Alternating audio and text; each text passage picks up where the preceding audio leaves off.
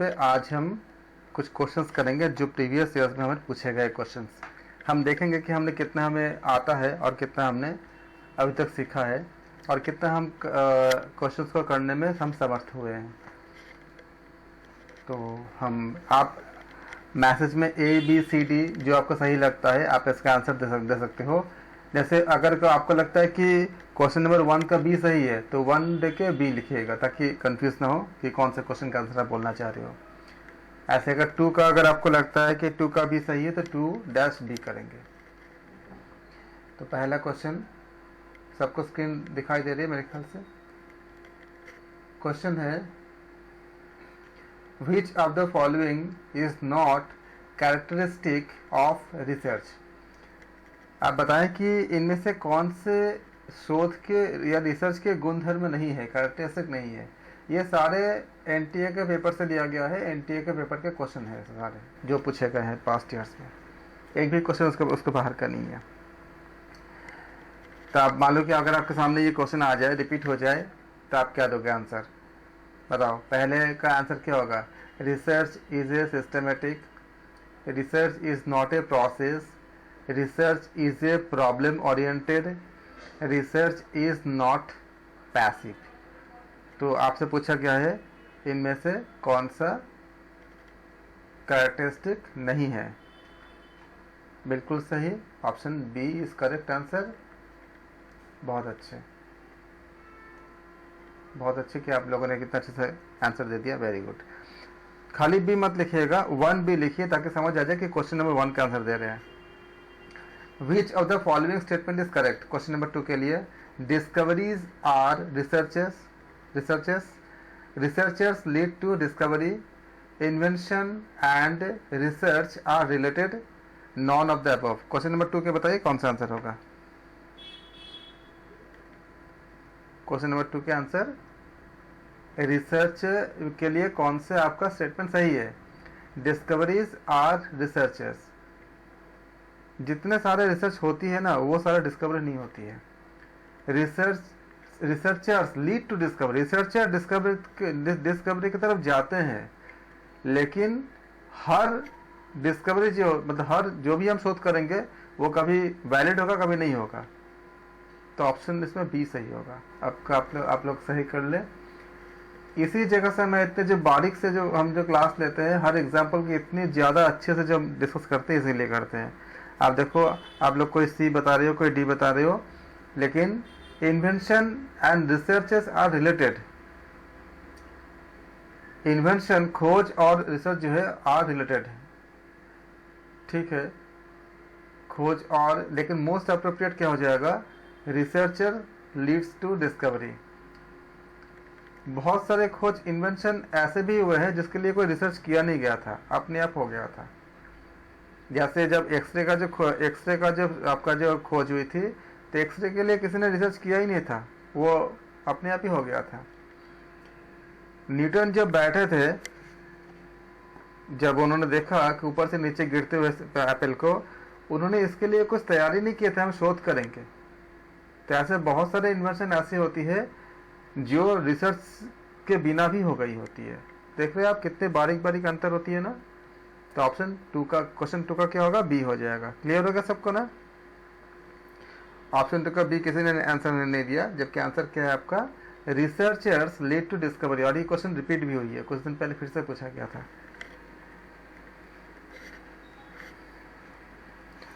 हम आते हैं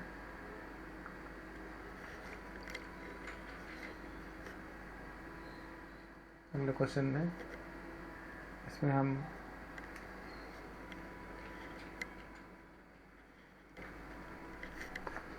क्वेश्चन 5 के बोले, विच of the following statement is correct? Objective should be pin pointed, ये सही है। ऑब्जेक्टिव मतलब जो हम बोलते हैं ना कि बायस नहीं होना चाहिए। 2 का C नहीं सही है, 2 का D भी सही नहीं है, 2 का B सही है। Objective should be pin pointed, objective can be written in statement और question form. Another word, option C है, another word for problem is variable और all of the above. Question 5 के लिए बताइए। क्वेश्चन 2 का ऑप्शन बी सही है। Question 5 के लिए क्या बोलेंगे आंसर में? हमने जब स्टडी किया थे, याद कीजिए, रिसर्च ऑब्जेक्टिव स्टेटमेंट्स क्या कहता था? Which are to be verified rather than questions to be answered। जो रिसर्च का जो आपका जो ऑब्जेक्टिव होता है वो वेरीफाइड होना चाहिए। तो क्या हो जाएगा? 5 का objective should be pin pointed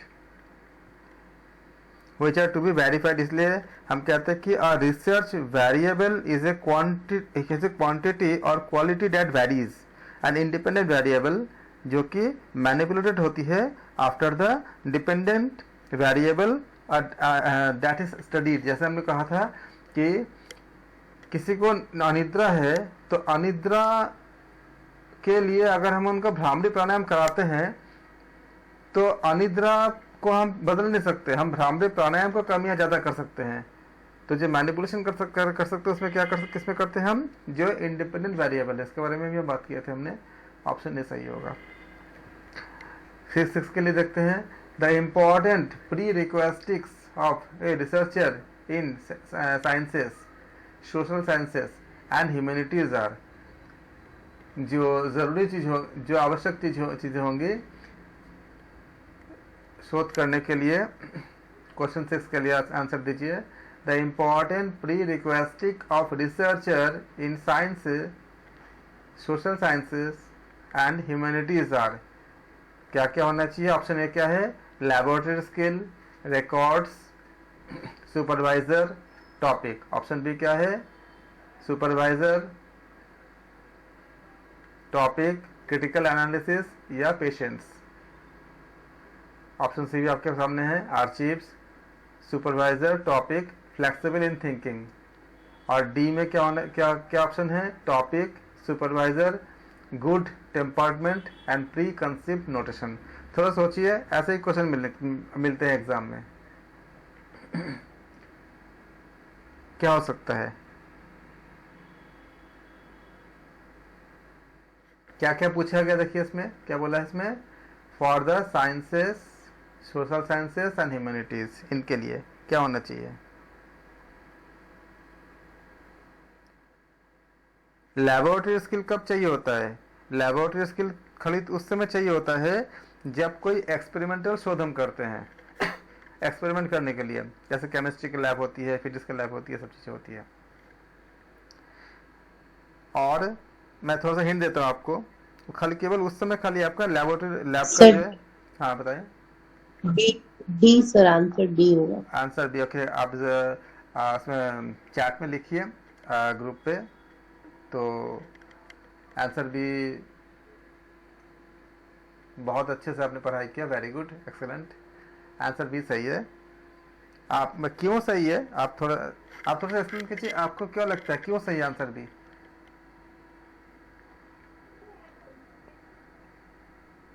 sir बताएं सर हम? हाँ बताइए। क्योंकि सर जो नी, हाँ जी बताइए।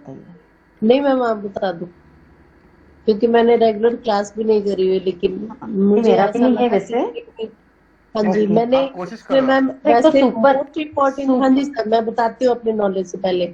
Sir most okay. इम्पोर्टेंट होता है कि कोई टॉपिक होना चाहिए उस चीज के लिए, और जो सर एक सुपरवाइजर का भी होता है वो भी इम्पोर्टेंट होता है यहाँ पे, और जो टेम्परामेंट भी होता है मैम वो भी होना चाहिए। ठीक है, आपने काफी अच्छा कोशिश सर हम किया। बता सकते हैं? और कोई बताए? हाँ सर, एक तो सुपरविजन हमें अच्छे से करना चाहिए, टॉपिक हमारा बिल्कुल क्लियर हो, बिल्कुल शीर्षक जो भी हमने चुना है वो हो, क्रिटिकल एनालिसिस होना चाहिए, इसमें कोई निष्पक्षता होनी चाहिए, मतलब कोई भी लिपापोती नहीं हो, किसी से इम्प्रेस नहीं होकर करना चाहिए, और धैर्य रखना चाहिए। बिल्कुल। अब मैं आपको बताता हूँ, आपने जितना बताया आपने बहुत अच्छा कोशिश किया। हम जब इस तरह का क्वेश्चंस करते हैं, हम देखते हैं कि क्या ये जिस तरह के शोध के लिए बताया गया है, क्या उसके लिए क्या क्या रिक्वायरमेंट है। लैबोरेटरी तो रिक्वायरमेंट होती है, लेकिन क्या हमें किस समय होती है? जब हम एक्सपेरिमेंट करते हैं तब हमें लैब चाहिए होता है। तो लैब वाला पार्ट हमारा निकल गया, वो गलत है। उसके बाद क्या होती है आपका, जो बोला है प्री कंसेप्ट नोटेशन, ये आपका एक्सेप्टेबल नहीं है किसी भी रिसर्च में। और जो फ्लेक्सिबल थिंकिंग होती है, ये आपका साइंटिफिक रिसर्च का पार्ट नहीं होता। फ्लेक्सिबल थिंकिंग साइंटिफिक रिसर्च में जो आएगा वो मानेंगे, भले ही वो चीज़ हमारे सोच के उल्टा आए, विपरीत आए या पक्ष में आए, तो फ्लेक्सिबल भी नहीं होगा। तो ऑप्शन बी सही है। थोड़ी सी आप लोग जिस तरह से सोच रहे हैं उस सोच को भी थोड़ा सा आप लोग बहुत अच्छे कोशिश किए हैं। बस ये देखिएगा कि किसी किसी जगह पे ये सही भी हो सकता है। जैसे अगर कहीं पे हम खाली अगर एक्सपेरिमेंटल शोध की बात करेंगे तब यहाँ पे लेबोरेटरी स्किल सही हो जाएगा। तो इसलिए आप इसको ध्यान रखें और ऑप्शन बी बिल्कुल सही है। बहुत अच्छे सर, एक्सक्यूज मी सर, इस लास्ट में जो टेम्परीमेंट लिखा है, ओके ओके सर, ठीक है, ठीक है सर, ओके। ओके ठीक है। 7 पे कोशिश कीजिए आप लोग। ये जितना हमने कराया ना उसके आधार पर कोशिश कीजिए कि आपके, मैं ये भी आप लोग बोलिए आंसर, उसका लॉजिक बताइए। आंसर कभी कभी सही भी हो जाता है, लेकिन आपको लॉजिक और अच्छे से हम शार्प करना चाहते हैं। आप लोग पार्टिसिपेट कीजिए, ऐड ग्रुप पे भी बताइए, और क्वेश्चन नंबर के बाद ऑप्शन दीजिए। जैसे कि अगर आपने 5 का बताया, 6 का बताया, तो 6-B, ताकि मुझे समझ आ जाए। इतने सारा रिप्लाई आ रही है ना, तो मुझे क्लियर हो जाएगा कि किस क्वेश्चन का आंसर दे रहे हो। और कोशिश करो बोलने के लिए, बोलो आप, आपका जो भी लॉजिक है, सही गलत की बात नहीं है, आप खाली कोशिश करो। अभी तक शुरू किया है, गलत भी हो सकते हैं, कोई दिक्कत नहीं है। 7वां क्या होगा, research can be conducted by a person. कौन कर सकता है शोध, हु। ऑप्शन का ए क्या है, हैज स्टडीड रिसर्च मेथोडोलॉजी, पहला ऑप्शन है। Option B, hold a post graduate degree. Option C, possesses thinking and reasoning ability. Option D, a hard worker। देखो ये हर सारा क्वेश्चन पूछा गया और इसके बाद भी कई बार पूछेगा ही है। आप बताओ 7 का क्या आंसर दोगे। खाली ABCD मत बोलिए, आप नंबर के बाद मैसेज में जो आप टाइप कर रहे हो क्वेश्चन नंबर के साथ टाइप करो, ताकि मुझे समझ आ जाए कि आप क्या कौन सा देना चाहते हो। 7 का क्या होगा बोलो, ABCD क्या, आप बोल भी सकते हो। डी बोल रहे हो आप लोग, बी सर, बी डी बोल रहे हो। रिसर्च मत, हाँ जी सर। आप बी क्यों बोल रहे हो,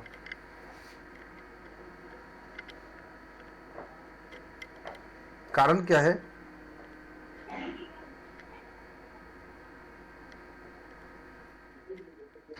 जितने पुराने शोध हुए हैं उनके पास, आपके पास डिग्री था ही क्या।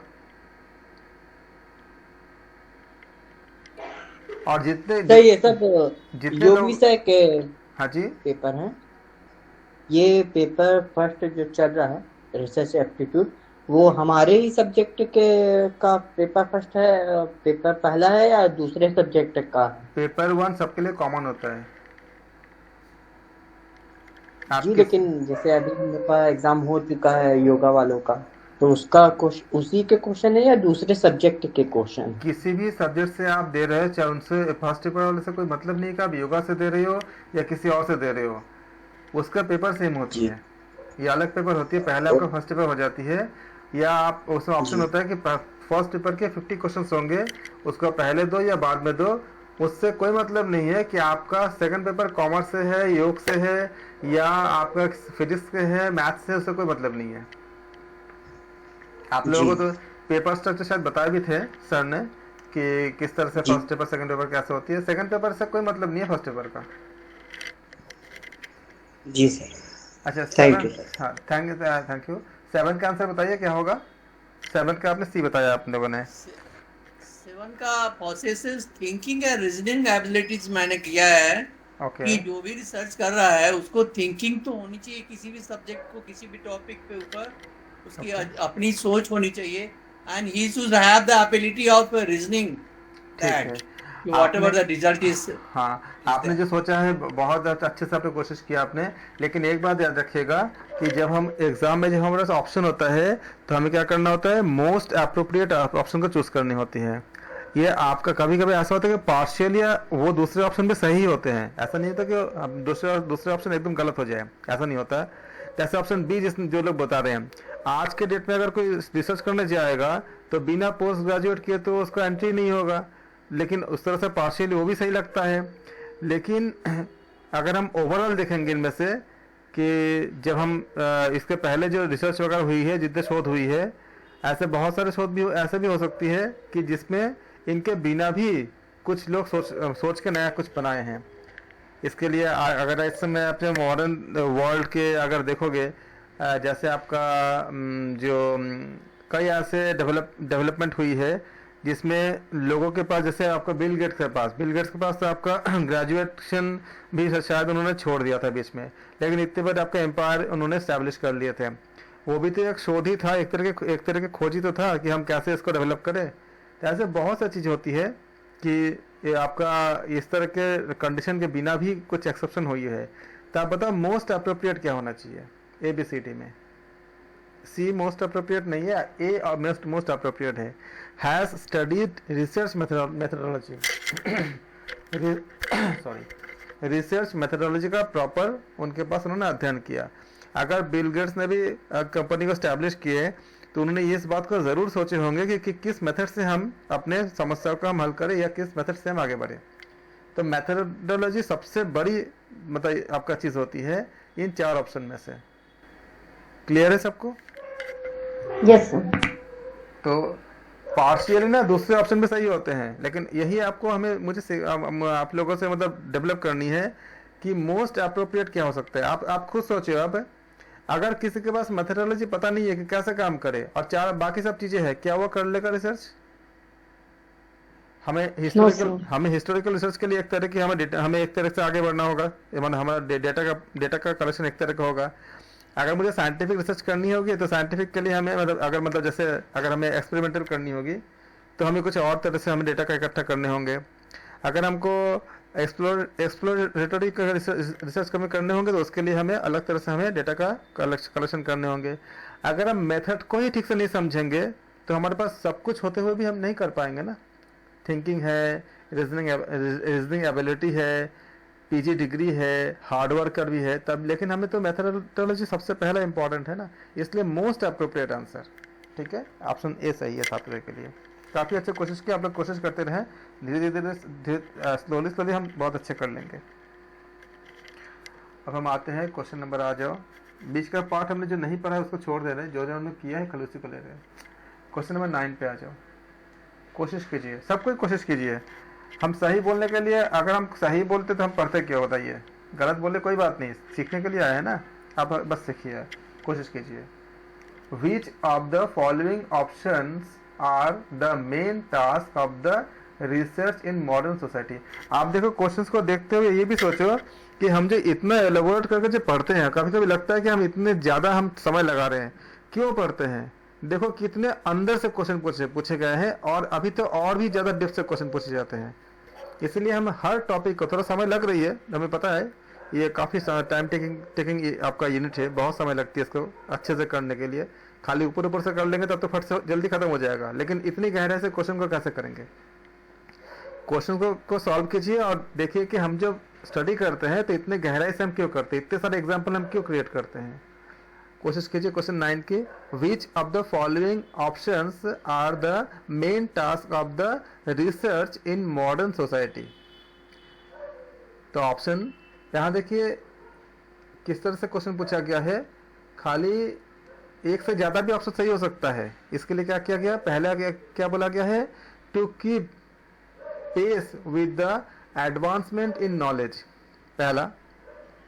सेकंड है to discover new thing. Third है to write a critic on the earlier writing, पहले जो काम हो चुकी है उसके ऊपर आप क्रिटिक कर रहे हो। To systematically examine and critically analysis the investigations source with the objectivity. Objectivity का मतलब होती है कि बिना बायसनेस, मतलब बिना कोई पक्षपात के। अब आपको बतानी है, यहाँ पे आपको एक से ज्यादा भी सही हो सकता है जितने 4 बताया गया है, और ज्यादा सही है भी। ऑप्शन ए में क्या है? 4th, 2nd एंड 1st सही है, तो आपको लगता है तो आप ऑप्शन ए बोलेंगे। 1st, 2nd एंड 3rd सही है तो आपसे बोलोगे ऑप्शन बी बोलोगे। 1st एंड 3rd सही है तो ऑप्शन सी बोलोगे, और ये सही है तो ऑप्शन डी बोलोगे। आप मिला के देखो कितनी ज्यादा मतलब कितनी गहराई से पूछा गया है चीजों को। आप बताओ कौन सा आंसर सही होगा क्वेश्चन नंबर 9 के लिए। सब कोई पार्टिसिपेट कीजिए, कोशिश कीजिए। 9 डैश दीजिएगा जो भी आपका ऑप्शन सही लगता है। ऑप्शन यहाँ से चेक करिएगा, इस जगह से, ऊपर से नहीं, ये आपका ABCD है। 9 का D, ओके।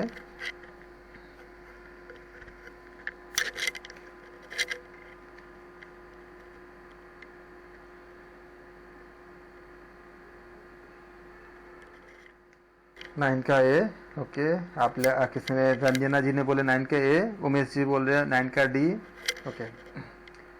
यहाँ देखिए, ऐसे क्वेश्चन जब होते हैं तो हमारे पास सबसे पहला टेक्निक ये होती है कि हम उनको ढूंढे जो पॉसिबल नहीं है।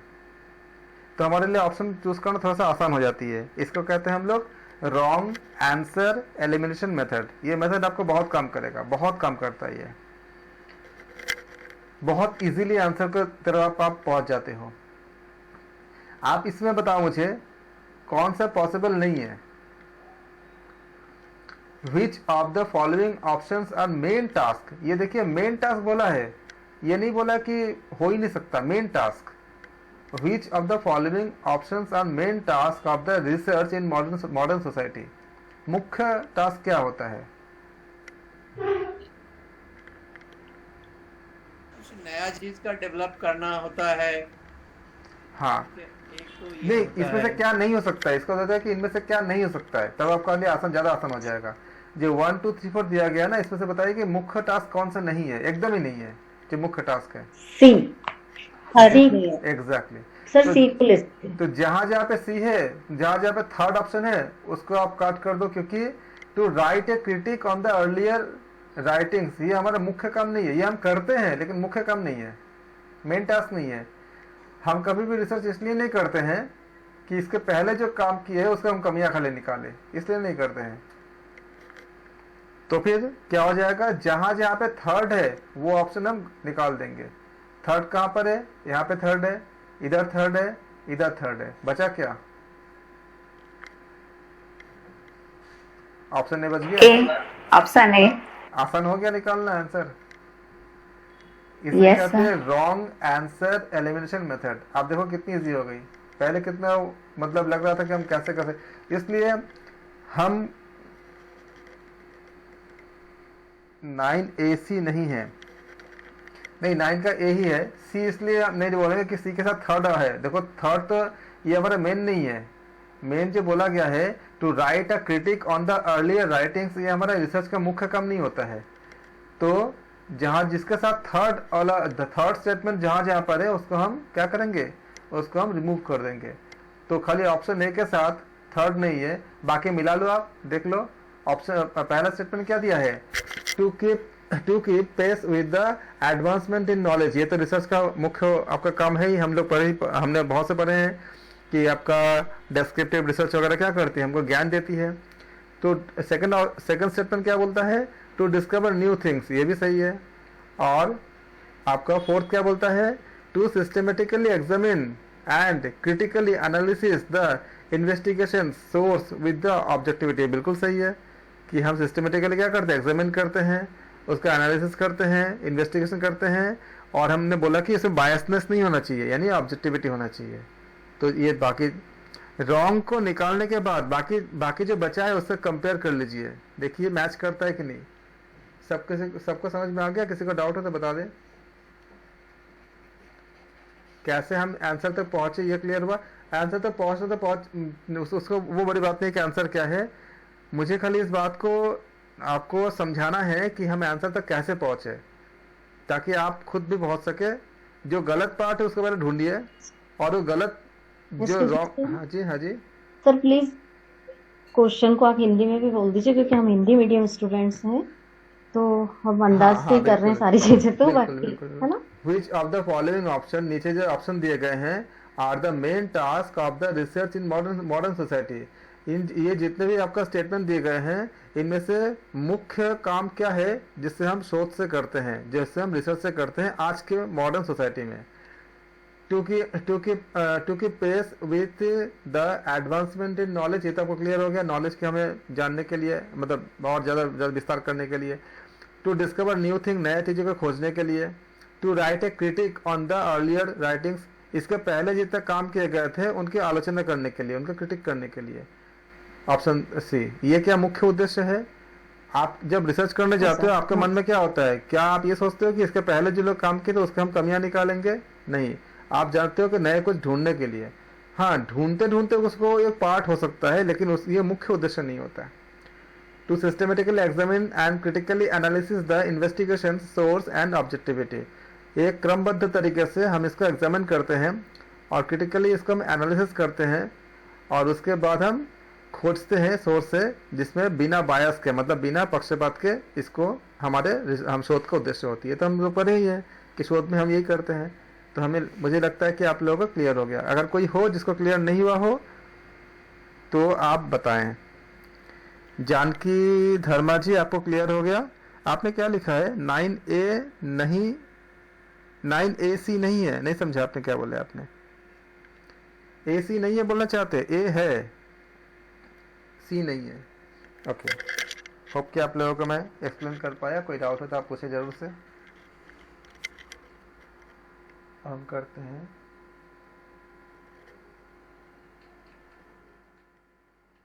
11th, the depth of any research can B जज बाई, किसी भी शोध की गहराई को हम कैसे नापते हैं, कैसे हम जज करते हैं?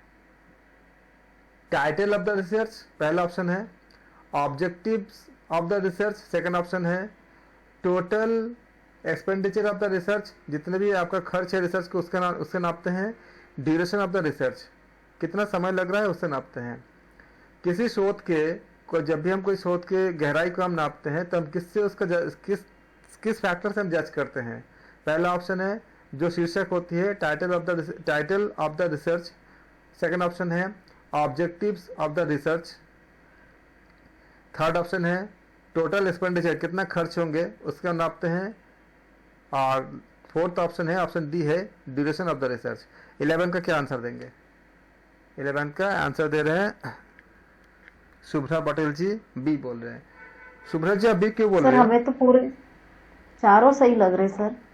हाँ, मोस्ट अप्रोप्रिएट निकाल दिया ना। पार्शियली बहुत सी चीज आपका सही होती है, लेकिन मोस्ट उनमें से अगर किसी एक को चुनना होगा तो आप किसको लेंगे? जो सबसे ज्यादा आपको सही लगता है उसका बतानी है। सुब्रत जी, आप एक्सप्लेन कर कीजिए प्लीज। जो लोग बी बोल रहे हैं उनसे कोई व्याख्या कीजिए क्यों बोल रहे हैं? जो रिसर्च का हमारा एम है, जो ऑब्जेक्टिव है हमारा, जैसे आप कोरोना के ऊपर रिसर्च किया लोगों ने और उसके लिए टीका निकाला या वैक्सीनेशन निकाला, तो वो एक बड़ा सा रिसर्च हुआ ना। वो तो एक डीप स्टडी कह सकते हैं आप, उसकी जजमेंट कह सकते हैं कि उसका इतना अच्छा रिजल्ट है। On that basis I have given this B marks. बहुत अच्छे ऑब्जेक्टिव्स ऑफ द रिसर्च।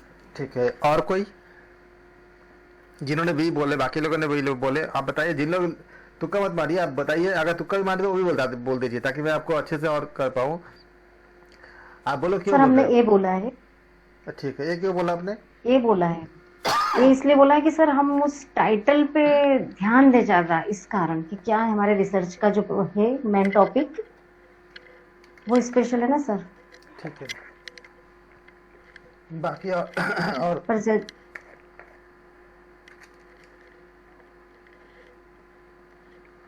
कोई?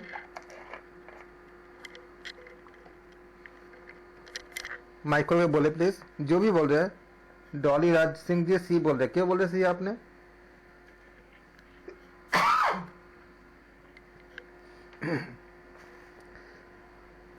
आप अपनी राय रखिए सर की। जी सर, अगर जैसे आपने यहाँ पे टोटल खर्च कितना यहाँ पे आ जाएगा ना, तो ड्यूरेशन भी इसी में आ जाएगा, और जो ऑब्जेक्टिव है, टाइटल है, ये सब चीज का एक माइंड में हमारे मतलब वो एक प्रोसेस बन जाता है वहाँ पे, और उसके अकॉर्डिंग हम आगे जो भी खर्च वगैरह करते हैं, फिर तब हम उसी प्रोसेस में सर हम समझ जाते हैं कि हाँ इसमें कितना डेप्थ होगा इस चीज। ठीक है सर, एक्सक्यूज मी सर, एक बार मैं बताना चाहती हूँ। हाँ जी बोलिए। कि इसमें टाइमिंग का अगर हम देखते हैं कि ड्यूरेशन ऑफ द रिसर्च तो कितने टाइम में हुई तो उसके अकॉर्डिंग खर्च भी बढ़ता है सर, ये भी डिपेंड है ना उस पे। ओके है ना, तो हमने डी को लगाया है। ठीक है, आपने डी को लगाया। मैं भी बताऊंगा कि आपका, मैं सबको व्याख्या करूंगा। आप खाली अपनी बात रखिए, फिर मैं आपसे ही कुछ कुछ मैं आपको डेटा दूंगा जिससे आप खुद समझ जाओगे कि कौन सा एक्चुअली सही है। लेकिन आप लोगों का जो फीडबैक बहुत ज़रूरी है, ताकि मैं समझ ये मुझे आगे करने के लिए। आप लोग बोलो, ठीक है, ड्यूरेशन ऑफ द रिसर्च बोल रहे हो, मैं ये नहीं बोल रहा कि वो ऑप्शन सही है या नहीं है, वो मैं बताऊंगा, लेकिन आपने कोशिश किया, ठीक है। और कोई बताए? ओके, आपने बोला ड्यूरेशन, आपने बोला एक्सपेंडिचर। आप जानते हो हमारे जो इसरो का जो आपका बजट है, एक डेटा ये मैंने देखा था, हालांकि मैं उसको वेरीफाई तो नहीं कर पाया था। उस डेटा में ये था कि नासा का जो लिस्ट हाँ जी, सबसे लिस्ट होता है सर। हाँ, सबसे लिस्ट बजट में हमारा इसरो का इसरो काम कर रहा और है। हम सक्सेसफुल करते हैं। बिल्कुल। जैसे मार्स वगैरह पे हमने पहुंच गए। बिल्कुल बिल्कुल। ठीक है ना? नासा का बहुत नासा का जो 6 मंथ का जो बजट है, 6-7 मंथ का बजट, वो हमारे अब तक का बजट के बराबर था। तो आप इस बात को इसरो दुनिया, अगर जिस समय हमें क्रायोजेनिक इंजन की ज़रूरत थी, आप लोग अगर हिस्ट्री को जाकर देखो, क्रायोजेनिक इंजन एक ऐसा इंजन होता है जो हाइड्रोजन ऑक्सीजन जो गैसेस होती है ना, उसको थोड़ी सी साइंस की बात हो जाएगी, अगर आप साइंस को जानना चाहें तो, उसको एक क्रिटिकल टेम्परेचर के बाद उसको हम लिक्विफाई करते हैं। उससे क्या होती है कि हम इसमें फ्यूल बनाते हैं, वो काफ़ी हेल्पफुल होती है। लेकिन वो टेक्नोलॉजी हमारे पास नहीं था। जिस इंजन से करते हैं उसको कहते हैं क्रायोजेनिक इंजन कहते हैं। उस समय क्रायोजेनिक इंजन रशिया और अमेरिका के पास था, तो अमेरिका ने देने से मना कर दिया और रशिया को भी मतलब फोर्सफुली रुकवा दिया कि हमें ना दे, क्योंकि उनका कहना था कि अगर इसरो को इस समय मिल जाएगा तो वो इतनी बड़ी छलांग लगा देगा, इतने आगे चले जाएगा कि नासा के लिए भी दिक्कत हो जाएगा। उसने एरी चोटी का जोर लगा के रुकवा दिया था। आप लोग जाके इतिहास को देखना, 90s में ऐसा हुआ था, 1990 का जो आपका टिकट था उसमें हुआ था। उसके बाद भी हमने क्रायोजेनिक इंजन हमने डेवलप किया। आज हमारे प्रोजेक्ट के साथ नासा कोलैबोरेशन कर रही है और नासा के साथ मिलकर हमारा प्रोजेक्ट है जिस इसरो को रोकने के लिए एरी चोटी का जोर लगा दिया था। तो बजट का हम बात नहीं कर सकते। आप जानते हो कि जो मंगलयान जो था वो मुंबई में चलने वाला ऑटो के जो पर किलोमीटर का जो कॉस्ट है उससे भी कम था। और जबकि दुनिया में बाकी जो आपका जो एजेंसीज है उससे हम बहुत अच्छे काम कर रहे हैं। तो ये आप समझ गए जिन्होंने बोला था कि आपका टोटल एक्सपेंडिचर ऑप्शन सी जिसने बोला था, क्लियर है क्यों सही नहीं है? डॉली जी और बाकी लोगों ने जिन्होंने भी सी समझा है। अच्छा, बाकी बाकी क्या था आपका? आपने बोला था ड्यूरेशन। ड्यूरेशन ज़्यादा मायने रखता नहीं है। आप इसलिए नहीं रखता कि ऐसे जैसे मान लीजिए कोविड है, या मान लीजिए कि और भी बहुत से आपका जो वैक्सीन निकल रही है। अभी जानते हो कि वैक्सीन जब निकलती है तो कोई दवाइयाँ ऐसी होती है 100% सक्सेस कुछ भी नहीं होता, कोई भी दवाई नहीं होती है। उसमें भी आपका एक लिमिट के बाद ही अगर 95% 90% तक सही होता है तो हम इसको मान लेते हैं। सोच चलती रहती है। आप बताओ क्या बोलोगे? इतनी शॉर्ट टाइम में जो इसरो इतना काम किया, अच्छा काम किया, तो उसमें आप ड्यूरेशन का बोलोगे? तो क्या जो लोग लॉन्ग टाइम लेके बाकी लोग काम करें उसका फिर आप कैसे मेजर करोगे कि वो लोग अच्छे नहीं है? ये नहीं होता। तो मोस्ट अप्रोप्रिएट नहीं है। तो फिर 11 का आंसर क्या हो जाएगा? 11 का आंसर होगा B, objective of the research. इससे हम इसको डेप्थ से देखते हैं कि उसमें बायसनेस नहीं है और इसका ऑब्जेक्टिव ऑफ द रिसर्च है हमारा बेस्ट होती है। आपका सबसे ज़्यादा जो डेप्थ होती है जिससे हम इसको जज करते हैं, कोई पक्षपात नहीं है। और इसका ऑब्जेक्टिव ऑफ द रिसर्च आप देख रहे हो। जितना ये बात हमने कितनी बार बताया क्लास में, लेकिन तब भी गलती हो रही ना, इसीलिए हम बहुत डिटेल में करते हैं। और जो लोग पीएचडी वगैरह के लिए सोच रहे हैं ना, उनके जो इंटरव्यू होंगे 40% क्वेश्चन खाली रिसर्च से पूछे जाएंगे सिर्फ। और अगर आपने अगर आरईटी एग्जाम सोचे हो तो आरईटी एग्जाम में भी 40% खाली शोध से ही पूछे जाते हैं, क्योंकि आप पीएचडी करने जा रहे हो, शोध करने जा रहे हो। तो आपको शोध ही अगर नहीं आता तो आपको कैसे करोगे बोलो? इतने सारा आपके इसका वेटेज है इस चैप्टर। तो होप कि सबको क्लियर हो गया 11B कैसे हो रहा है। अगर कोई लॉजिक देना चाहे, अपना बात रखना चाहे तो रख सकते हैं कि 11 का बी क्यों हुआ। अब हम करेंगे क्वेश्चन 12 कीजिए। Research can be classified. मुझे ज़्यादा क्वेश्चन करने में इंटरेस्ट नहीं है आज, मुझे मतलब क्वालिटी में इंटरेस्ट है कि आपको मैं समझाऊँ कि हम कैसे निकाल रहे हैं आंसर्स को, भले ही थोड़ा कम क्वेश्चन होंगे। इसलिए मैं बोला था कि अगर आप लोग कंफर्टेबल होंगे तो मैं क्लास 1.5 घंटा कर सकता हूँ, क्योंकि मुझे बहुत कुछ बतानी है। इतने सारे क्वेश्चंस हैं आपका, मतलब पास्ट पेपर के क्वेश्चंस है, इसके अलावा हमारा अभी आधा भी नहीं हुआ हमारा जो रिसर्च का जो सिलेबस है, यूनिट जो हम जो पढ़ रहे थे। तो अगर आप लोग कंफर्टेबल होंगे तो मैं इसको 10:30 तक कर सकता हूँ, अगर आप लोग देख लेना, बता देना। रिसर्च कैन सर बी बहुत अच्छा समझा रहे हैं आप लोग, बहुत अच्छा समझा रहे हैं, बहुत बढ़िया तरीका, thank you so much. Research can be classified as basic, option A क्या है, basic, applied and action research. B क्या है, quantitative and qualitative research. C क्या है, philosophical, historical, survey and experimental research. और डी क्या है, ऑल ऑफ द अबव। बताओ क्या ऑप्शन दोगे आप क्या देंगे आप, बहुत सोच के बताना। सर सी तो नहीं लग रहा है। ओके फिलोसफिकल हो सकता है, हिस्टोरिकल हो सकता है, सर्वे तो सभी में करना पड़ता है, जी और एक्सपेरिमेंटल रिसर्च होता ही है जी, और क्वालिटेटिव क्वांटिटेटिव होता है सर। बेसिक भी हो सकता है, बेसिक रिसर्च भी हो सकता है, ओके अप्लाइड और एक्शन रिसर्च भी हुआ, इसलिए मैंने ऑल द अबव किया है। ठीक है। आपने क्या कि फिलोसॉफिकल नहीं हो सकता, ऐसा बोला था आपने ना? नहीं, सर्वे तो सब में होता है। नहीं That's ये what वाले I पार्ट, meant. ये जो फिलोसॉफिकल आपने हाँ बोला कि ना बोला था इसमें? हमने हाँ बोला है। अच्छा होता है फिलोसफिकल, जो फिलोसफी के करेगा वो फिलोसफिकल नहीं करेगा रिसर्च, बिल्कुल तो बिल्कुल। होगा ही होगा। अगर फिलोसॉफिकल रिसर्च नहीं होगा तो फिर हम योगा पे कहाँ पे आएंगे? वो योग का पूरा तो फिलोसफी तो है, यम नियम सब क्या है, जी, सारा जी, फिलोसफी सारा। जी, ओके हाँ जी, 12 का डी। और कोई बोलना चाहेंगे 12 के ऊपर किसी और बातों में? आप लोगों ने बहुत अच्छा, कोशिश भी अच्छा किया और आंसर भी सही दिया, बिल्कुल सही है, ऑल ऑफ द अबव सही है। 12 का डी। और आप देख रहे हो कि आप लोग कितना अच्छा कर रहे हो, बहुत अच्छा कर रहे हो। गलती हो जाए कोई बात नहीं, गलती से हम सीखते हैं, गलती होना बहुत ज़रूरी है, लेकिन बस आप लोग अपने तर्क, अपने लॉजिक को पूरा लगाओ, गलती को तो बात छोड़ दो, गलती होना बहुत अच्छी बात है। सर आपसे एक रिक्वेस्ट था, हाँ बोलिए। ये जो ये क्वेश्चन पेपर दिखा रहे हैं उसी का हिंदी में ना हम ग्रुप में डाल दीजिएगा। हिंदी का मैं ढूंढूंगा, क्योंकि मेरे पास, मैं आपके हिंदी में आपका अनुवाद कर दे रहा हूँ। ये जो आपका जो सेशन है वो रिकॉर्डेड होगा। नहीं, नहीं तो भी सर के क्वेश्चन हिंदी में रहेंगे ना, तो बाद में प्रैक्टिस करने में आसानी होगा हम लोग। हाँ मैं कोशिश करूंगा हिंदी में मिल जाए तो, लेकिन मैं ये भी बोल रहा हूँ कि टेक्निकल टर्म का आप लोग इंग्लिश में याद करें, क्योंकि कभी कभी हिंदी इसका इतना ऐसा होता है कि समझने में दिक्कत होती है। लेकिन मैं, अगर मुझे मिलेगा तो मैं डाल दूंगा। मैंने हिंदी का ढूंढ रहा हूँ, मैं हिंदी में ऐसा मिले तो मैं, इसलिए मैं इसका हिंदी में अनुवाद कर दे रहा हूँ और हिंदी में कोशिश करूँगा, मिलते ही मैं आपको डाल दूंगा। क्वेश्चन 14 कीजिए, बताइए 14 में क्या बोलेंगे? Authenticity of a research finding is it's, बताएं। ऑथेंटिसिटी जो होगा किसी शोध का, क्या दिखाता है? ओरिजिनलिटी या वैलिडिटी? वैलिडिटी तो हम पढ़ाएंगे, 6 तरह की वैलिडिटी होती है।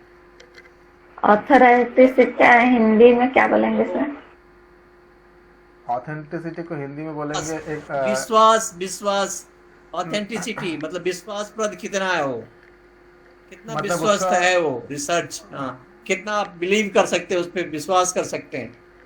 ऑथेंटिक बोलते हैं ना कि चीजें ऑथेंटिक है कि नहीं, मतलब आपका, जैसे हम बोलते हैं कि कोई आपने दवाई लिया Yes, मार्केट से दवाई लिया, बोले कि डुप्लीकेट तो नहीं है, या ये जो बात बताई जा रही है ऑथेंटिक तो है ना, तो ये विश्वास या उससे थोड़ा सा हाई लेवल के मीनिंग होगा कि ऑथेंटिक मतलब आपका जो है प्रामाणिक कह सकते हो कि प्रामाणिक है कि नहीं है।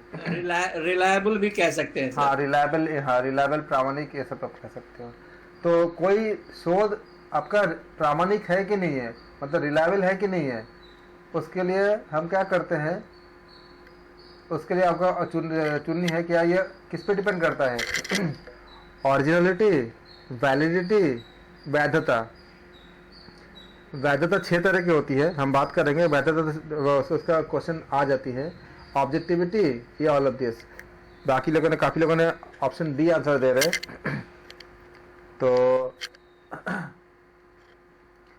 ऑप्शन डी जिन लोगों ने भी दे रहे हैं, देखिए इसी जगह मैं बोलता हूँ कि कैसे एनटीए वाले क्वेश्चन देते हैं और इतने लालच दे करके हमें हमसे गलती करा देते हैं कि भाई एकदम सामने आ जा एकदम ऐसे कि बस ले लो, मार्क्स ले लो, एकदम नंबर ले लो, लेकिन तब भी सर वैलिडिटी मीन समय है ना, समय की पाबंद, यानी समय लिमिट रहना चाहिए। वैलिडिटी आप मान लीजिए कि वैलिडिटी तो होती है, वैलिडिटी से 6 तरह की होती है, लेकिन वैधता कि जो हम जो शोध कर रहे हैं वो वैध होना चाहिए। तो आप बताओ कि इनमें से ओरिजिनलिटी तो होनी चाहिए, उसमें अपना चीज होना चाहिए उसका। आदमी का जो भी रिसर्च कर तब रहा है सी उसकी आएगा वैलिडिटी सर, होनी चाहिए, ऑब्जेक्टिविटी। वैलिडिटी भी होनी चाहिए कि वैलिड होना चाहिए, ठीक है। और वो किस ऑब्जेक्टिव से के साथ कर रहा है वो भी तो ऑब्जेक्टिविटी होनी चाहिए रिसर्च पे। पहली बात इसलिए है ऑल ऑफ द एबव। पहली बात है कि ओरिजिनलिटी के ये जो ऑप्शन है ये नहीं होगा, क्योंकि हम रिसर्च में ये पढ़ते हैं कि हमारे पहले जिन लोगों ने काम कर चुके हैं उसके बाद हम प्रोसीड करते हैं। तो ओरिजिनल कहाँ पे रहा? हम वो लोग, जैसे अभी मिसाइल चल रही है, मिसाइल के बारे में, मिसाइल्स वगैरह में जो प्रक्षेपास्त्र है, अभी तक जितना काम हो चुका है हमें पता है कितना काम हो चुका है, हम उसका बात कर रहे हैं। तो ये हमारा जो काम चल रहा था उसी को कर रहे हैं। या शोध का एक क्वालिटी होती है कि आप दोबारा रिपीट करके आप चेक कर सकते हो, उसके लिए भी करते हैं कि अगर न्यूटन ने कुछ अगर लॉ दिए है वो लॉ हम दोबारा चेक करेंगे कि सही है कि नहीं है। तो ये भी हम क्या करते हैं, इसलिए ओरिजिनलिटी का हम बहुत ज़्यादा नहीं कर सकते, क्योंकि हम किए हुए काम पे ही काम करते हैं कि आगे हम या तो दोबारा इसको चेक करें, या फिर हम देखते हैं कि क्या वो हर जगह काम करता है। कि जैसे मान लीजिए कि कुछ केसेस ऐसे होते हैं, हमने बता दिया कि देखो भाई हम आराम से सांस ले सकते हैं, सांस लेने के लिए हमें सोचना नहीं पड़ता, तो क्या हर जगह ले सकते हैं? हम चले गए पहाड़ के ऊपर, वहाँ पे ऑक्सीजन लेवल इतनी कम है कि सांस लेने में बड़ा दिक्कत है, तो हमने कंक्लूड किया कि नहीं, सांस लेना अगर हम बहुत ऊंची जगह चले जाएंगे तो दिक्कत होती है। तो ओरिजिनल हम रिपीट भी कर सकते हैं किसी के बातों को, तो ओरिजिनलिटी नहीं होगा। वैलिडिटी में बहुत मतलब कोई चीज़ वैलिड है तो ऑथेंटिसिटी नहीं कर सकते कि अगर वैलिडिटी अगर 6 ऑप्शन को लगता ही है, करता ही है पूरा, तब भी सबसे अप्रोप्रिएट क्या होगा? ऑब्जेक्टिविटी, पक्षपात, मतलब आपका बायसनेस नहीं होना चाहिए। अगर बायसनेस होगा तो सब कुछ होते हुए भी वो आपका इनवैलिड हो जाएगा। मान लीजिए कि सब कुछ है, मैंने सब कुछ देखा, हमने वैलिडिटी सब कुछ देखा, लेकिन हमारे आपके मन के अंदर सोच है, हम किसी चीज़ के प्रति बायस्ड है, हम किसी का पक्ष ले रहे हैं किसी चीज़ के लिए। जैसे अगर मैं योग से बहुत ज़्यादा कनेक्टेड हूँ और मुझे लगता है कि योग के जो भी बातें होंगे वो सच ही होंगे। अब किसी ने अगर पूछा कि क्या सूत्र नीति या जल नीति करने से पाचन तंत्र पर असर पड़ता है, तो हमने अगर उसमें अगर, क्योंकि असर पड़ता है कि नहीं पड़ता है वो नहीं हम देखे नहीं है, लेकिन हमारे खुद के अंदर एक भावना है तो हमने उसका हाँ बोल दिया, ये पक्ष में ले लिया, तो क्या हो जाएगा आपका ये ऑब्जेक्टिविटी इसमें वायलेट कर जाएगा, क्योंकि आपका सूत्र नीति जल नीति का कोई भी असर नहीं पड़ता पाचन तंत्र में। उसी तरह से मार्केट में से बहुत से प्रोडक्ट है जो रिसर्च का भी दावा कर देते हैं क्योंकि वो बायस्ड होते हैं, वो एक्चुअली होता नहीं है। आप बताओ कौन सा ऐसा क्रीम होगा जो सच में किसी को गोरा कर देगा? हो सकता है या मेलानिन इसका मेन रीजन होती है, साइंटिफिक रीजन जो होती है। ऐसे कौन सी चीज़ है जो आपका हाइट को बढ़ा देगा? बैलेंस डाइट ले लो, एक्सरसाइज करो, और हाइट आपका बहुत से और भी पैरामीटर पे डिपेंड करता है। कोई ये प्रोडक्ट लेने से किसी का हाइट बढ़ जाएगा? ये क्या साइंटिफिकली प्रूव कर सकते हो? लेकिन फिर भी वो लोग बोल देते हैं। कोई टूथपेस्ट में ऐसा कुछ होता है कि ये ऐसा करोगे तो मतलब ये होगा? जो विज्ञापन करते हैं वो क्या होती है, अगर वो सही नहीं है तब भी अगर विज्ञापन अगर सही है तो ठीक है, अच्छी बात है, और विज्ञापन करने में कोई दिक्कत नहीं है। लेकिन अगर सच में वो सही नहीं है फिर भी अगर विज्ञापन में बोलते हैं कि हमने शोध करके ये निकाला है, तो ये क्या जाएगा? वो बायस्ड होगा। आप बोलोगे ये ऑथेंटिक बात नहीं है। तो ऑप्शन क्या हो जाएगा आपका? 14 का सी। आपने देखा एनटी वाले ने कितने ज्यादा आप लोगों के सामने नंबर देके गलत करवा दिया कि देखो नंबर ले लो, इतना आसान क्वेश्चन है। तो आपको लग गया ना कि कितना क्लोज लगा सारा आंसर। ओरिजिनलिटी भी लगा, वैलिडिटी भी लगा, लेकिन सही क्या है? ऑब्जेक्टिविटी। तो ऑप्शन सी सही होगा। सबको क्लियर है? जिन्होंने भी डी दिए हैं, बाकी लोग जो दिए हैं, आप लोगों को अगर कोई डाउट हो, कुछ क्वेरीज हो तो कर सकते हो, बात कर सकते हो, या आपने बात कर सकते हो। ऑब्जेक्टिविटी सबसे बड़ी चीज होती है कि बायसनेस नहीं होना चाहिए। बायसनेस एक बहुत बड़ी समस्या होती है आपका शोध में, बहुत बड़ी समस्या होती है। बड़े बड़े लोगों से बायसनेस हो जाती है, क्योंकि हर कोई अपना कोई ना कोई विचार रखता ही है अपने मन के अंदर, और उस विचार के पक्ष या विपक्ष में थोड़े से आपका डोल जाते हैं। और डोल जाएंगे तो क्या होगा आपका? जैसे मुझे आयुर्वेद में बहुत ट्रस्ट है, अब बड़ा मुश्किल है इस बात को एक्सेप्ट करना कि आयुर्वेद कहीं पे काम नहीं कर रहा है या उतना अच्छा फल नहीं मिल रहा है। किसी का एलोपैथ में बहुत ट्रस्ट है, तो वो जानते भी होंगे कि हाँ आयुर्वेद में बहुत अच्छा काम होते हैं, तब भी मना करते हैं। बहुत से डॉक्टर्स ऐसे होते हैं जो आयुर्वेद को, या बहुत से लोग ऐसे होते हैं जो जिनको लगता है कि नहीं आयुर्वेद से बेहतर है आपका एलोपैथ, या अपने अपने पैथ को ज़्यादा अच्छा लगता है जो जिस पर काम करता है। तो ये क्या होती है, आपका बायसनेस होती है। तो सबसे बड़ी बात क्या होती है, ऑब्जेक्टिविटी। आपने देखा कैसे आपका आंसर को डाइवर्ट कर दिया, कितने छोटे क्वेश्चन में ये हमें करने होते हैं। इसीलिए हम जो इतने जो एग्जांपल्स दे करके इतनी बारीक से बारीक हम बात करते हैं, ताकि आप यहाँ पे सही करो। किसी को डाउट है तो पूछ सकते हो क्वेश्चन नंबर 14 के लिए। फिर हम सर आपने क्लियर कर दिया है। Thank you. क्वेश्चन 15 करते हैं, फंडामेंटल रिसर्च। अच्छा एक बात और है, कई टर्म्स ऐसे होते हैं ना, मैं जब क्लास लेता हूँ ना, मैं उस समय हिंदी इंग्लिश दोनों बोल देता हूँ।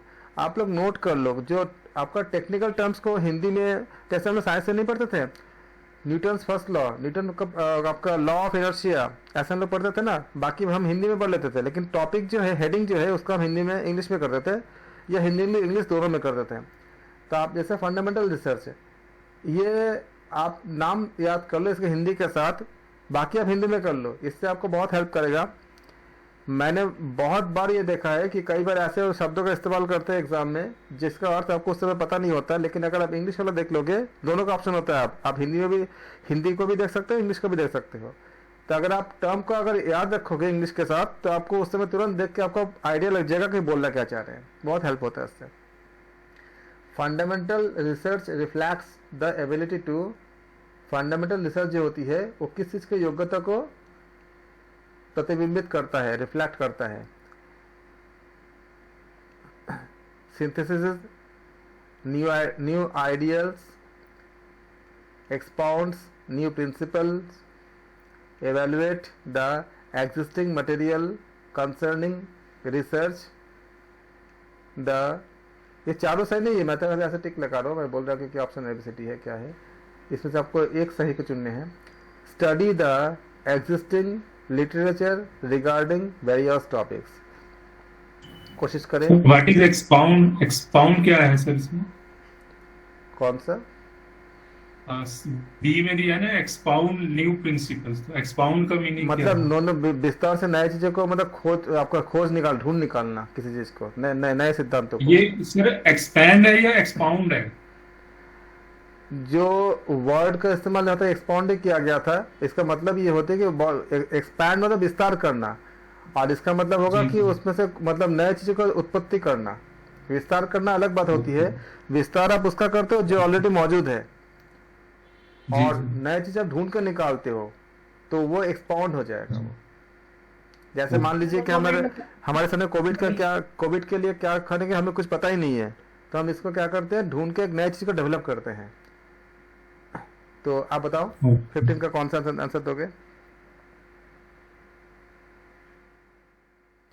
15 का डी बोल रहे हैं आप लोग।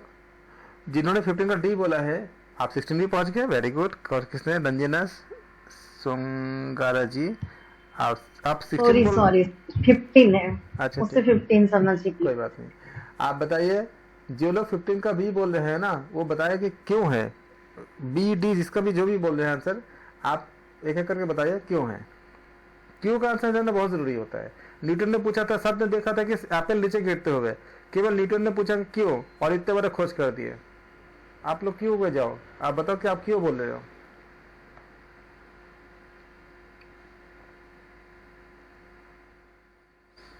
उमेश जी आप बताए, आपने डी क्यों बोला?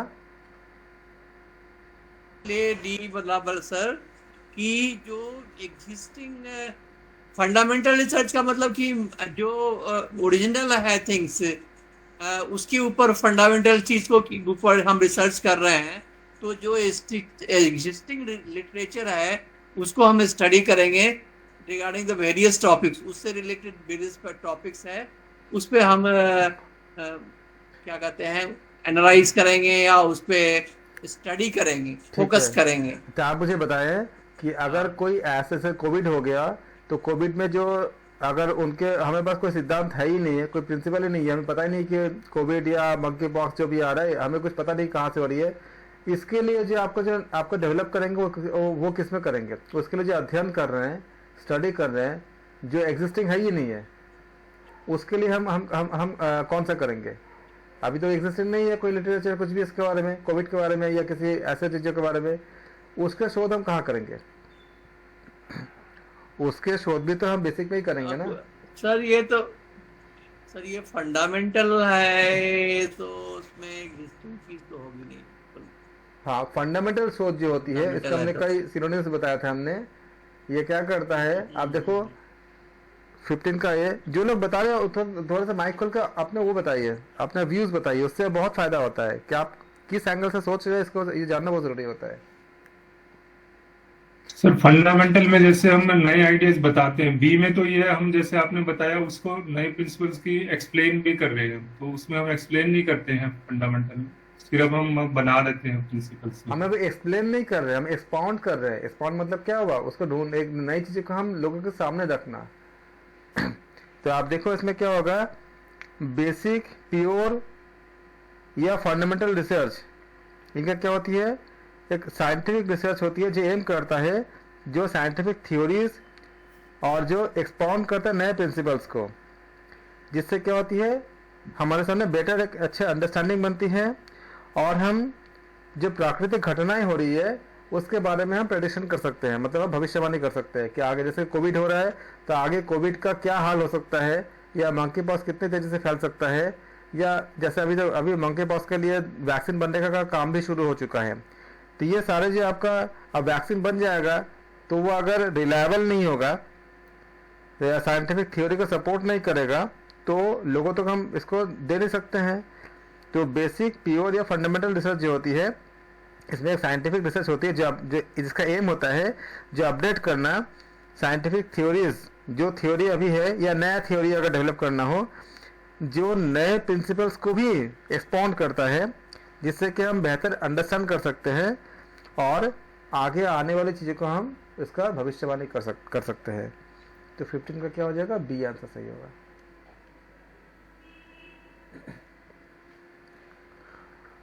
जिन्होंने 15 का बी बोले हैं रंजना जी आपने क्या सोच के बोला था? सर मैंने ये सोचा था कि जो भी हम उससे निष्कर्ष निकालते हैं सर, तो निष्कर्ष क्या होता है, एक्सपोज होता है, और वो फिर आगे सबके लिए क्या होता है, फायदेमंद बनता है अगली रिसर्चर के लिए। ये सोचा। ओके, बहुत अच्छे। डॉली जी आपने क्या सोच के बोला था? जो मैम ने सर अभी एक्सप्लेन किया, वही मैंने भी सोचा था। और अभी आपने हिंट भी तो दिया था सर, एक एग्जांपल लेके प्रिंसिपल से सर, कभी सर उस पे सोच पे मैंने भी बोला। बहुत अच्छे, ऐसे आप लोग कोशिश करोगे। सर फंडामेंटल को एक बार आप हिंदी में क्लियर कर दीजिए ना प्लीज। फंडामेंटल इसको एग्जैक्ट क्या बोलेंगे हिंदी में? फंडामेंटल का जो हम लोग मूलभूत शोध कह सकते हैं। प्राथमिक कह सकते हैं, सबसे पहला। हाँ, मूलभूत शोध कह सकते हैं। यस जी। The study in which the investigators attempt to trace an effect is known as, जब इन्वेस्टिगेटर जब उसको ट्रेस करने की, इसका ट्रेस एन इफेक्ट, किसी इफेक्ट को जब ट्रेस करते हैं, जो खोजकर्ता होते हैं, उसको क्या बोलते हैं, सर्वे, रिसर्च। एक्स पोस्ट फैक्टर को मैं बता देता हूँ होता क्या था, कि आप लोग अच्छे समझ पाओ। एक्स पोस्ट फैक्टर रिसर्च और हिस्टोरिकल रिसर्च, ये दोनों रिसर्च ये कहता है कि जो पहले घटना घट चुकी है उसके शोध करता है, तो उसके बारे में जानने की कोशिश करता है। लेकिन अंतर क्या होता है, हिस्टोरिकल रिसर्च बहुत पहले जो घटना घट चुकी होती है उसको करते हैं, और जो फंडामेंटल आपका जो एक्स पोस्ट होती है, जो हाल ही में हुआ, जैसे कई बार ट्रेन एक्सीडेंट हो जाए, तो बहुत पहले 10 साल पहले कौन सा ट्रेन एक्सीडेंट हुआ था उसको नहीं हाल ही में जो हो रहा है, अभी जो हो रहा है, उसके बारे में जो आप करते हैं कि ऐसा ट्रेन एक्सीडेंट क्यों हुआ, किसकी वजह से हुआ, किसकी गलती से हुआ, क्या नेचुरली कुछ हुआ था, कुछ आपका टेक्निक एरर, मतलब जैसे ह्यूमन के जरिए जो सिग्नल देने से कुछ एरर हुई थी, या ड्राइवर की गलती थी, ये या टेक्निकल कुछ गलती थी। इसको कहते हैं हम लोग एक्स पोस्ट फैक्टो, जो हो चुकी है लेकिन बहुत शॉर्ट टाइम हुई है, इसको जब हम करते हैं उसको कहते हैं एक्स पोस्ट फैक्टर कहते हैं। और जो हिस्टोरिकल होती है वो जो बहुत जैसे बहुत पहले कुछ घटना घट चुकी है, या पहले किसी चीज़ों को ऐसे अगर हम अभी हमारे मतलब हंड्रेड्स ऑफ ईयर पहले या बहुत बहुत पहले जो घर चुकी है उनके ऊपर जब खोज करते हैं उसको कहते हैं हम लोग हिस्टोरिकल रिसर्च कहते हैं। जैसे कि आपका हड़प्पा संस्कृति हो गया या और भी जो पीछे जो चीज़ें हुई थी। आप बताओ 16 में क्या बोलोगे? The study in which the investigated attempts to trace, जो खोज करता है, जो वो अटेम्प्ट करता है trace on effect is known as, क्या बोलेंगे? Survey research, ex post facto research, historical research या समेटिव रिसर्च, क्या बोलोगे आप?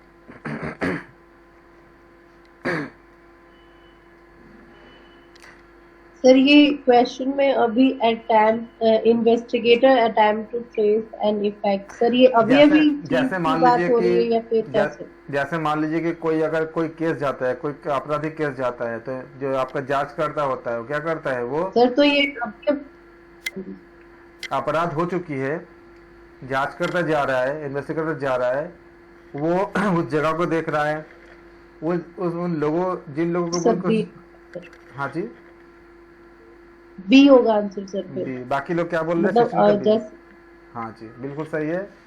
क्या होगा इसका आंसर? X post facto. बहुत अच्छे,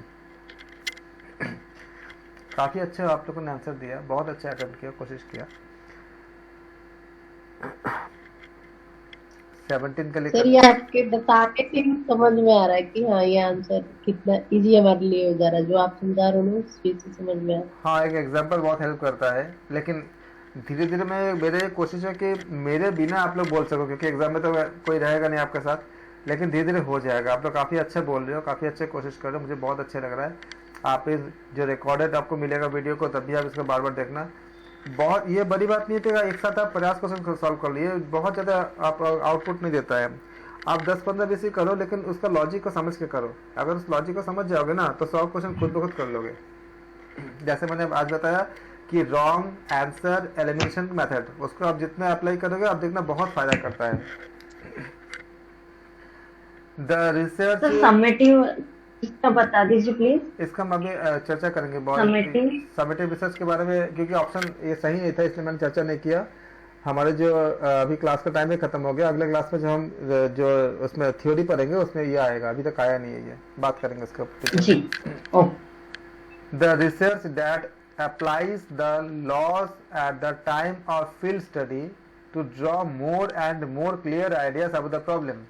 Field study में पर्टिकुलर एरिया में जा करके जब कोई शोध करता है उसके बारे में और ज़्यादा से ज़्यादा डेटा निकालने के लिए, जैसे मान लीजिए कि चुनाव का समय है तो पहले किसने किसको वोट दिया था वो तो अलग बात हो गई, अभी लोग क्या समझते हैं वो फील्ड में जा करके मैदान में जाकर लोगों से पूछ रहे हैं, या कुछ नया प्रोडक्ट मार्केट में आया है तो इतने सारे फ़ोन हैं, लोग क्या चाहते हैं, क्या कीमत के कम कीमत तो सबको चाहिए होता है, और क्या चाहिए कि जब तक कम कीमत में बेहतर क्या चाहिए होता है, वो उस समय फील्ड की स्टडी करते हैं। उसको क्या बोलोगे? Applied research, action research, experimental research, या उनमें से कोई नहीं? आप बताओ। एक्सपेरिमेंटल रिसर्च तो नहीं होगा सर, एक्सपेरिमेंटल नहीं हो सकता। Okay. अप्लाइड हो सकता है एंड एक्शन भी हो सकता है, थोड़ा डाउट लग रहा है। Research applies to the laws at the same time field study. Sir please question एक बार फिर से repeat. The research that applies the laws at the, चलो इसको हम करेंगे, हमारा टाइम खत्म हो चुका है, हम इसको डिटेल में समझाएंगे। आपने बोला सही बोला बिल्कुल, जिन्होंने ये निकाला, यही मैं चाहता हूँ कि आप लोग पहले रॉन्ग आंसर को एलिमिनेट कर दो, जो हो नहीं सकता। तो फील्ड स्टडी जो है ये क्या होती है? एक non experimental method of research होती है। इसके बारे में हम अगले क्लास में हम इसको नोट कर रहे हैं, इसको हम बात करेंगे, क्योंकि इसमें डिस्कस करने में बहुत ज़्यादा टाइम हो जाएगा, 10 बज चुका है। सर 10:35 तक नहीं हो सकता कंटिन्यू? हाँ जी 10:35 तक कंटिन्यू कर देते। आप मुझे पहले बता देंगे ना तो हम इसको 10:30 तक कर सकते हैं, अगर सबको आपको एग्री करेंगे तो उस हिसाब से आप एक आपस में बात कर लीजिए। अगर होगा तो मैं सारा क्लास में 10:30 तक कर दूंगा। हमें 10:30 तक चाहिए, क्योंकि बहुत हमारा सिलेबस है, नहीं तो फिर बाद में क्या होगा कि आप लोगों का पेंडिंग रहेगा या रिवीजन का टाइम नहीं बचेगा। यस सर, मेरा अप्रूवल है sir, we can go for up to 10:30। हाँ आप फिर हम अगले क्लास से हम इसको 10:30 तक कर लेंगे। आप लोग एक बार इसमें उनको मैं मतलब अगर एक बार डाल दीजिएगा तो मैं तो फिर इसको कर लेंगे इसको। तो इसके बारे में हमें बहुत चर्चा करनी है कि ये बात बिल्कुल आपने सही किया कि इसी तरह से आप लोग कोशिश करके जो रॉन्ग है, एक्सपेरिमेंटल कभी नहीं हो सकता, तो ऑप्शन सी रॉन्ग है। तो ऑप्शन सी अगर रॉन्ग है, अब बाकी रहा आपके पास 3 है। एक्शन रिसर्च हो सकता है क्या, अप्लाइड हो सकता है क्या, ये दोनों में से आप सोचिए कि मैंने क्या क्या बताया था। अप्लाइड कब हो सकता है, एक्शन कब हो सकता है। अप्लाइड के लिए मैंने क्या बताया था, एक्शन क्या होती है। एक्शन रिसर्च आपका एक सिंगल मतलब आपका जब किसी आपका एक पर्टिकुलर इंसान पे अगर इंडिविजुअल पे अगर कोई काम करना हो, जैसे क्लास में कोई टीचर है और कोई बच्चे परेशान कर रहे हैं, कुछ बच्चे, उस समय उस क्लास को कैसे हैंडल करेंगे, वो जो शोध करेंगे वो एक्शन आपका हो जाएगा, क्योंकि वो खाली उनका सिंगल एक इंसान के आपका इफेक्ट कर रहा है। लेकिन रैगिंग क्या है, सबको मतलब बहुत बड़ी पूरे कम्युनिटी का इफेक्ट करता है, तो वहाँ पे अप्लाइड हो जाएगा। इस एंगल पे हमें इसको देखनी है, हम इसके बारे में अगले क्लास में। अप्लाइड होगा क्या नहीं होगा, देखो अप्लाइड भी हो सकता है, नॉन ऑफ दिस भी हो सकता है। आप देखो कि क्या हो सकता है, फिर हम इससे बात करेंगे। हमने 16 तक करके रखा है, अगले क्लास से बात करेंगे। सर बी होगा, आंसर बी होगा। आप लोग ये कोशिश करना कि जो भी आंसर दो व्याख्या करो, आंसर सही भी हो जाए। अगर आपका लॉजिक अगर सही नहीं होगा तो ज्यादा फायदा नहीं होगा, आप लोग व्याख्या करना अगले क्लास में। इसके बाद भी हम लेंगे क्लास करेंगे, इसको कंटिन्यू करेंगे, हर हफ्ते तो करेंगे ही करेंगे। एक आपका जो ऐसे ऐसे पेपर सॉल्व करेंगे, और पेपर सॉल्व में आप लोग 2 बात चीज ख्याल रखो, कोशिश करें गलत आंसर को निकाल दो और व्याख्या करो। जो भी आप समझते हो, ये मत सोचो कि आप सही करना है, सही मत करो, गलत ही करो, लेकिन उसको एक्सप्लेन करो, उससे आपको बहुत अच्छे से डेवलप हो जाएगा। Thank you.